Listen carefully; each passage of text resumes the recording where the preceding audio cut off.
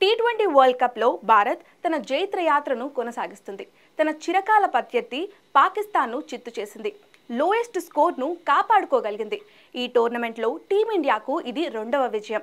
ఆదివారం జరిగిన మ్యాచ్లో 19 ఓవర్లలో 119 పరుగులకే టీమిండియా బ్యాటింగ్ ఆర్డర్ను కుప్పగూల్చారు పాక్ బౌలర్లు. టీ20 వరల్డ్ కప్ చరిత్రలో భారత్ చేసిన అత్యల్ప స్కోరు ఇదే. అనంతరం చేసింగ్లో పాకిస్తాన్ చేతులెత్తేసింది. నిర్ణీత 20 ఓవర్లలో 7 వికెట్ల నష్టానికి 113 పరుగులు మాత్రమే చేయగలిగింది. టీమిండియా బౌలర్ల విజృంభణ ముందు ఏ ఒక్కరూ క్రీజ్లో కుదురుకోలేకపోయారు. పిచ్ పూర్తిగా బౌలింగ్కి సహకరిస్తుండటంతో చెలరేగిపోయారు. నిప్పు కణికల్లాంటి బంతులను సంధించారు. ఓపెనర్ మహమ్మద్ రిజ్వాన్ ఒక్కడే టాప్ స్కోరర్. 44 బంతుల్లో ఒక 6, ఒక 4తో 31 పరుగులు చేశాడు రిజ్వాన్. బాబర్ అజాం 13, ఉస్మాన్ ఖాన్ 13, ఫకర్ జమాన్ 13, ఇమాద్ వసీం 15, షాదాబ్ ఖాన్ 4, ఇఫ్తిఖర్ అహ్మద్ 5 పరుగులు చేసి అవుట్ అయ్యారు.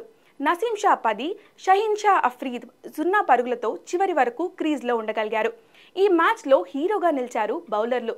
ప్రత్యేకించి జస్ప్రీత్ బుమ్రా తన 4 ఓవర్ల కోటాలో 14 పరుగులిచ్చి 3 వికెట్లు పడగొట్టాడు. ఇక మ్యాచ్ ఓడిపోయిన తర్వాత నసీం షా చిన్న పిల్లాడిలా ఏడ్చేశాడు. పరాజయ భారంలో కన్నీళ్లు పెట్టుకుంటూ క్రీజ్ను వదిలాడు. మరో బ్యాటర్ షహీన్ షా అఫ్రీద్ అతన్ని ఓదార్చడం కనిపించింది.